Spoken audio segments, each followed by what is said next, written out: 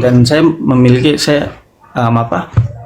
merasa bahwa tidak ada Tuhan lain yang seperti itu. Oh baik. Yang benar-benar bisa jadi humble himself, merendahkan dirinya gitu. Oh, merendahkan dirinya. Jadi pantas Tuhan itu jadi manusia, maksud Anda? Kenapa? Berarti Tuhan menjadi manusia gitu. Betul, ya secara nggak langsung Tuhan menjadi manusia.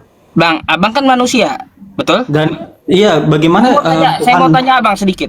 Ya. Anda seorang manusia, betul nggak? Betul. Mau nggak Anda jadi ayam? Ya untuk apa?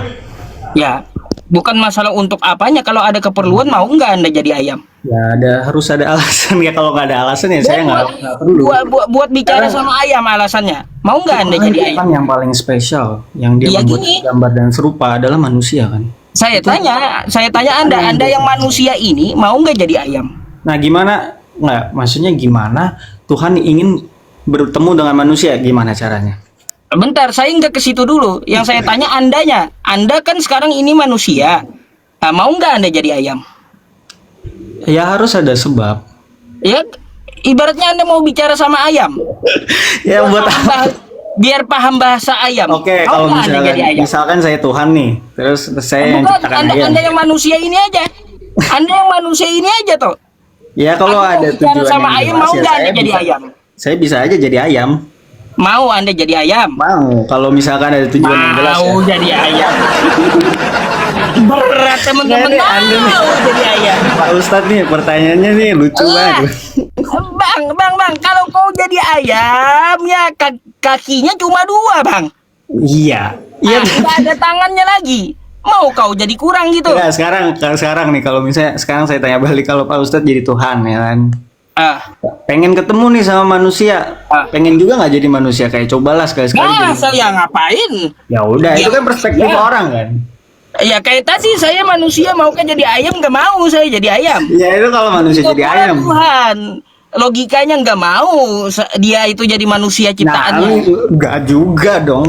Nah, coba kayak gini dah. Ya, karena kita berpikir besar kasih baik, Allah. Coba kita berpikir. Coba saya mau tanya Anda satu-satu. Anda dan saya manusia, betul nggak?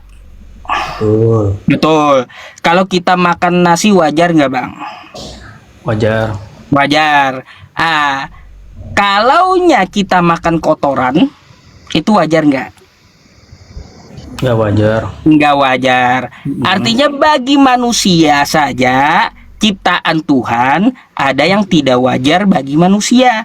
Apalagi bagi Tuhan. Gak wajar Tuhan itu jadi manusia. Gak wajar. Gak wajar juga Tuhan itu dikandung manusia. Gak wajar Tuhan dasarnya itu apa? manusia. Dasarnya apa? Karena gak pantas bagi dia. Nggak, dasarnya apa dulu? Dasarnya gak pantas bagi dia. Ya, coba sebutkan di Al-Quranmu. Ada nggak dasar itu? Ada. Laisa kamitslihi syai' wa huwas samiul basir. Dia berbeda dengan makhluknya. Ya itu kan bukan dasarnya, dia nggak boleh jadi manusia. Nah, masalah jadi kita tadi saya udah contohkan sama Anda, kita manusia bisa nggak menyuap tai ke mulut? Bisa kan? Itu analogi yang sangat berbeda. Makanya itu bisa gitu, tapi kita nggak pantas untuk makan kotoran. Ya, artinya apa? Bagi kita Anda yang membuat ukuran pantas bagi dan nggak kita yang manusia aja itu ada yang tidak pantas bagi manusia, apalagi bagi Tuhan. Kagak pantas. Anda yang membuat ukuran itu. Lah, coba berpikir di situ. Ya. Secara waras. Enggak, maksudnya secara waras gitu. Ya. Sekarang gini. Kalau Tuhan ingin bertemu dengan manusia gimana? Dia tinggal mengutus utusannya. Ya kan dia juga bisa menjadi manusia. Apa yang mustahil? Enggak pantas bagi dia jadi manusia. Tuhan maha besar gak? Ya Tuhan maha besar. Nah artinya dia bisa dong. Apanya bisa? Bisa menjadi manusia. Nah, kalau dia maha besar mau turun ke bumi enggak muat bumi nanti. Enggak, maksudnya dia bisa berubah menjadi manusia. Enggak pantas. Gitu, kalau itu enggak pantas. Karena artinya Tuhan Anda memiliki limitasi dong. Nggak pantas kalau dia jadi manusia karena hilang, banyak hilangnya. Limitasi dong. Maha kuatnya hilang, maha adilnya hilang jadinya kalau jadi manusia. Maha kuat kok kalau dia datang ke manusia. Maha adil juga nggak bisa lagi dia adil. Bisa. Nah, sekarang saya mau tanya, kalau dia jadi manusia Yesus itu dia maha adil. Berarti Yesus maha adil menurut Anda? Adil dia pas datang ke bumi. Baik. Yesus turun di abad pertama, betul? Iya. Selama 33 tahun dia di Nazaret, betul? Iya, betul. Pada saat itu orang-orang di Nazaret melihat Yesus, melihat Tuhan dengan bola matanya, betul? Ya.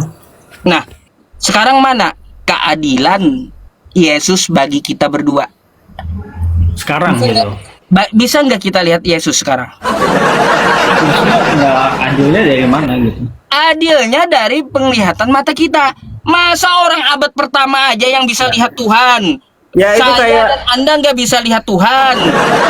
ya itu contoh Gak adil keadilan Tuhan yang macam lucu. apa kayak gitu? Enggak, itu contoh keadilan yang lucu kayak artinya Allah nggak maha adil dong kalau dia utus Muhammad. Kenapa nggak ada utusan Muhammad sekarang? Kan kayak gitu pertanyaannya. Enggak Artinya dia nyambung, nggak maha Bang. adil Kalau dong. masalah Allah itu maha adil. Makanya dia dari zaman bahula, Enggak, konsep zaman Nabi keadilan Adam. itu jangan gitu. Gini, Bukan itu.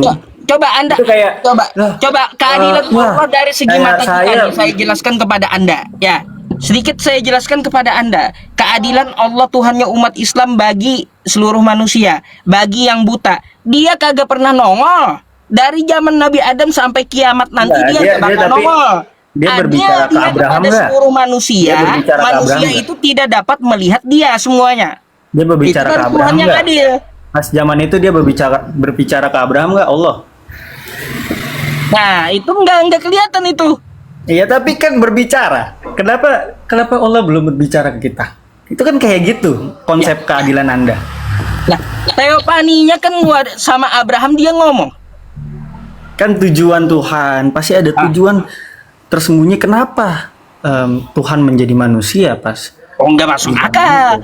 Ada. Karena hilang maha adilnya. Anda saja Sebenarnya- coba jelaskan di sebenarnya ini mana akan- maha adilnya, di mana maha adilnya Yesus ya bagi mata kita coba.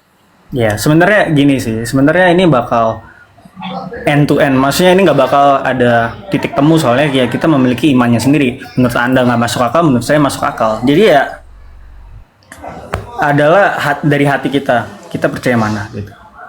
Menurut saya gitu. Ya gitulah. Jadi mari berpikir aja gitu loh. Kalau Allah Subhanahu wa taala maha adil, dengan orang buta pun dia maha adil karena dia nggak pernah nongol. Nah, ini Tuhan yang nongol enak kali di abad pertama orang lihat Tuhan. Di tahun 2025 orang kagak bisa lihat Tuhan. Ini Tuhan macam apa kagak adil? Ya kan saya udah bilang itu kayak Di situ Enggak. nggak adilnya. keadilan gimana? Lah keadilan bagi mata manusia. Artinya Anda bilang kalau Allah nggak adil juga dong utusan Muhammad kenapa di zaman 600 AD gitu? Loh, tapi Al-Quran diturunkan untuk seluruh manusia. Ya juga seluruh manusia juga. Ya kan kayak gitu. Ini yang saya koreksi itu, kalau Yesus maha adil, keadilannya mana bagi mata kita? Ya intinya Tuhan datang di perfect timing. Intinya Tuhan Aja datang udah di Bang, perfect imanis timing aja itu udah. kayak ini menurut saya argumen yang tidak kuat sih menurut saya.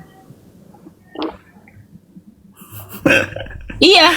Kayak gimana menjelaskan keadilannya? Enggak bakal Ya begitu sih Pak. Saya Bang udah tanya itu sampai ke pendeta S3, nggak bisa jawab dia. Sebenarnya saya kan udah jawab adil itu. Nggak adil. Di mana keadil? Kalaunya Yesus itu adil, ya maka dia menampakkan dirinya kepada seluruh manusia, baru disebut adil. Kenapa harus adil begitu? Nggak, sekarang definisi adil itu apa? Ya kan sama rata tuh. Sama Yesus rata. memberikan. Kita sekarang Yesus dapat dilihat Tuhan dapat dilihat oleh manusia di abad pertama. nggak, emang kalau mau percaya itu harus lihat Lah, dengan mata. bukan masalah percaya harus melihat tidak adil atau tidak gitu. Enggak. Sekarang ya saya tanyakan balik ke Anda kalau apa maksudnya? Ya sekarang firman itu nyampe ke saya, ya itu adil. Tuhan adil kan? Tersebar di seluruh dunia. Bukan Semua orang masalah tahu firman. bukan masalah iman atau firman, fisik Tuhan bisa kelihatan. Nggak ada kewajiban keselamatan harus lihat fisik Tuhan. Saya nggak bicara keselamatan, saya bicara keadilan. Di mana Ya, itu keadilan keadilan. Tuhan bagi mata kita. Masa orang di abad pertama aja yang bisa lihat fisik Tuhan? Oh, sekarang saya nggak Nggak, bisa sekarang lihat Tuhan. Ini Tuhan macam apa coba? Nggak, artinya melihat tuh wajib gitu. Wajib semua orang lihat. Gitu. Wajib agar Nggak dia ada. adil.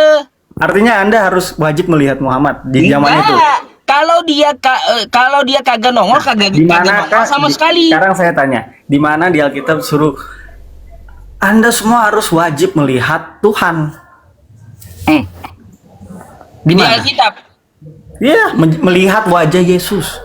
Oh, Ada nggak? kalau wajah Yesus beda-beda, Bang. Enggak, maksudnya kan Anda ini ngomongin adil nih. Ah. Ada nggak tapi perintah Tuhan yang mewajibkan untuk melihat secara langsung Yesus? Ada nggak? Kan nggak ada. Nah, kalau nggak ada, artinya bukan Ya nggak adil nggak ada artinya. masalah, nggak ada masalah keadilan dong. Kalau satu orang manusia melihat Tuhan, fisik Tuhan dengan matanya, maka seluruh manusia harus lihat. Itu disebut Tuhan adil. Tapi kalau manusia ya tidak dapat melihat Tuhan itu dengan mata, nggak perlu dia nongol sampai kiamat nanti, nggak perlu. Itu Tuhan yang adil.